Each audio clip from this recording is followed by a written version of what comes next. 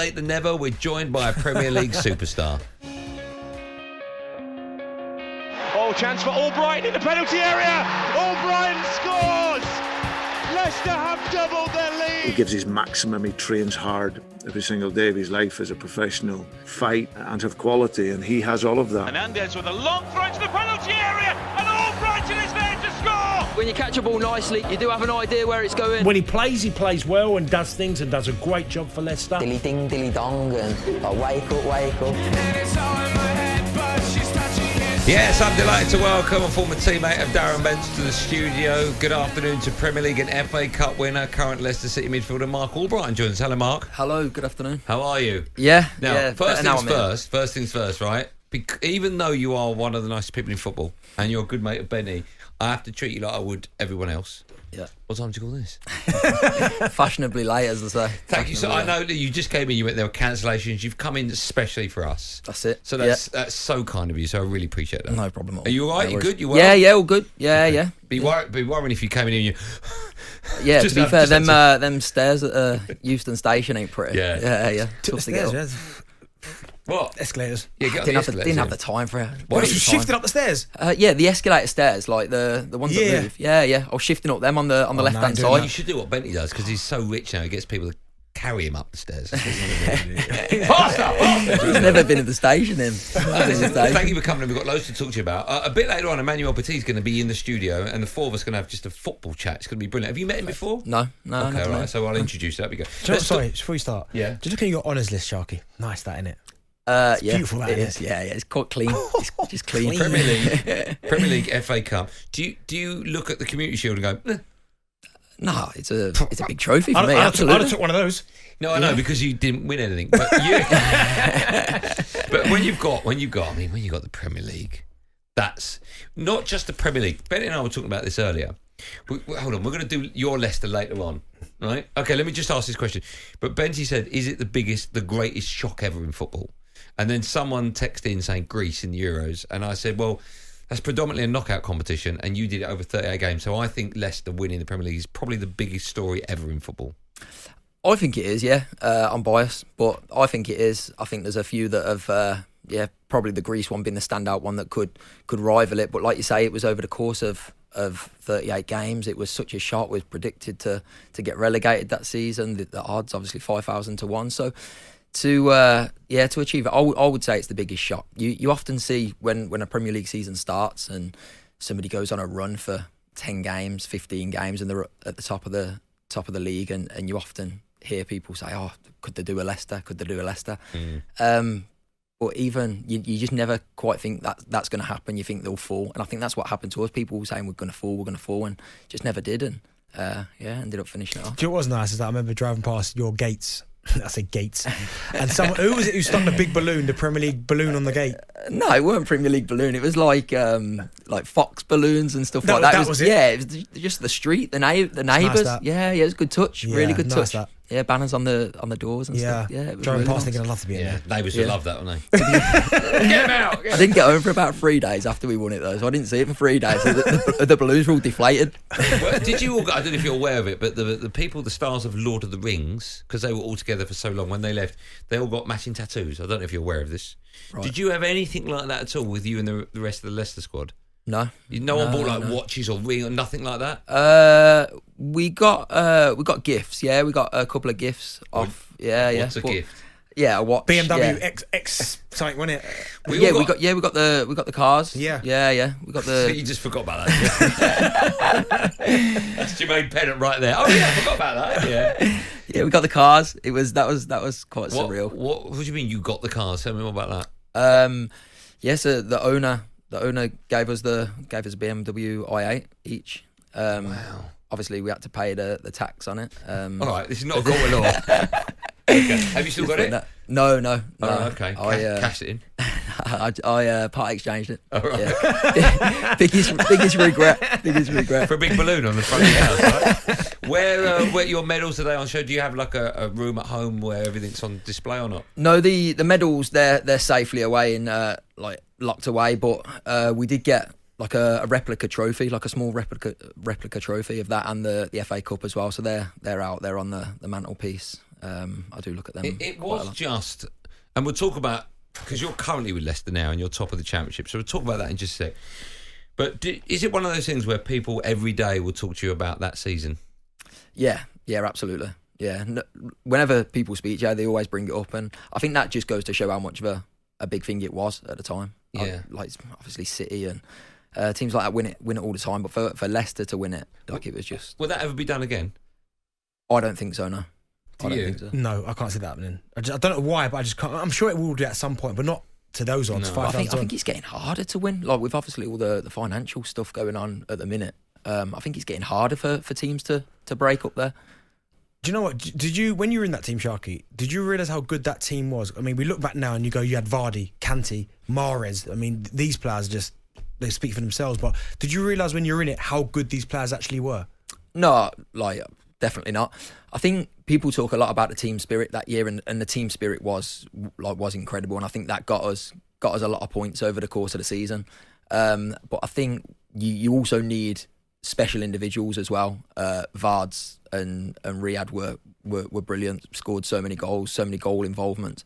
And then N'Golo Kante in the middle, he was two men. What was he like? Did you realise at the time, because when he came in, no one really knew too much about him. You got him at a steal as well. And then it was over that season where everyone started to go, wow, this player is, comparing him to Claude Makelele and then moving on from him as well. Was there a moment maybe in training or throughout the season where you were just, what have we got here with this player? It happened quite gradually, to be fair. It happened, so I think it was about 3 or 4 games in, and he actually came on for me on the on the left wing. So he weren't playing centre mid at the time. But then, once he got a run of games and came into that centre midfield spot, you could tell, like, over sort of the next 3 or 4 games, wow, he's incredible. Who do you think in that team? So you've got players like Kante, right? Let's take nothing away from Drinkwater. He was incredibly important to that team. Vardy as well, Riyad Mahrez, Kasper Schmeichel's fantastic. I mean, I know everyone played a part. Who do you think was the most important cog in that wheel? If you would have taken them out for them that included, season? Everyone, them players included. I'd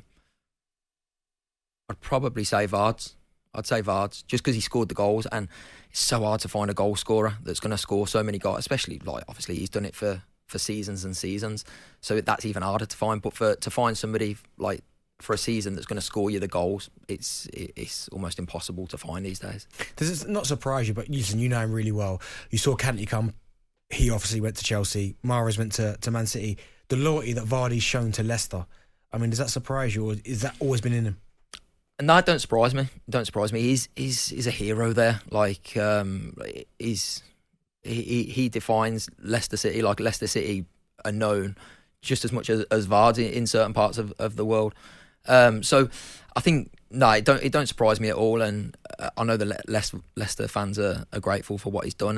And I don't know what his plans are. Whether he's leaving in the summer or whether he signs a new contract, I'm not sure. He's not really give too much away, or I don't think he's had any conversations. But the day he leaves will be a sad day for Leicester City Football Club. Did he go down as your greatest ever player, do you think? Yeah, I think he does. I don't think there's. Should he have a statue? What, Red Bull like that? Oh, Yeah, I'm sure. I know Red Bull. I'll tell you what, that conversation brings us up to date with where we are now, because of course you're still at Leicester. He's still there as well. You're top of the Championship as well. Are you seeing similarities between this group of players that could possibly win you the Championship? I don't mean in the ability, but I mean in the dressing room, the noises that you're getting as well, and the feeling at this stage of the season, and that team that won the Premier League. I think there is some similarities. I think the group, but then saying that, since I've been at Leicester, I've had like a good dressing room for the whole time I've been there. Like, it's always been a good dressing room. We have people that leave, whether it's on loan and come back, or whether they leave on a permanent. And this is players that have gone, that have left on their own accord, or their contracts run out. The club have got rid of them. I don't think one of them players has actually said where they've gone is better in terms of the actual club. Like, the team might be better, but in terms of an actual club, everybody says, yeah, it's good, but it's not Leicester. Mm-hmm. It's not Leicester. Are you and Vardy the only two left? Yes, I believe we are. Yeah. Wow. Yeah. Well, one thing I don't understand, maybe you can explain it to me, is in this situation, someone will come out and say the experience is there, that there are players like you and like Jamie that know what it's like to go all the way and win that championship, be it the Premier League or the Championship. I don't really understand how, as a group of players, 2 or 3 people can have such an influence because they have experience. Do you feel as though your experience could get you over that line because you've been there before? Yeah, I think obviously we've got myself, Vards, Connor Cody's in there, but I think a couple of the young lads as well. People like Hamza Chowdhury is really mature and really sort of experienced for his age. Like I don't suppose he's really young, but he's very mature in the way he conducts himself around the place. So, but I think the impact that we can have is basically just don't let the younger lads get carried away. Obviously, Abdul scores a hat-trick the other night.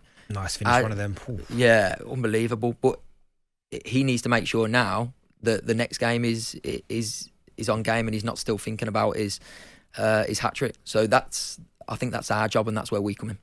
Keenan Drewsbury Hall. I like watching him play. That casual on the ball, composed. How good can he be? Yeah, he can be really good. He's done fantastic for us this year. His goal involvement, his stats. Everybody talks about numbers now and goals, assists, goal involvement. He's a right up there. And he's even the other side of the game. Like, he brings you an energy. He finds himself space, which all good players do. So yeah, he's been fantastic and definitely he deserves to be playing in the Premier League, and hopefully we can get promoted and he can do that with Leicester. There is one thing that's hanging over Leicester's head at the moment, a potential punishment for financial reasons if you do get promoted back to the Premier League. I'm not going to pin you down on your views on that because I would guess your views, but what do you think of the constant points deductions being thrown at clubs and also when they're being thrown? Because I have a real problem with clubs being deducted points halfway through a season, then they reassess it.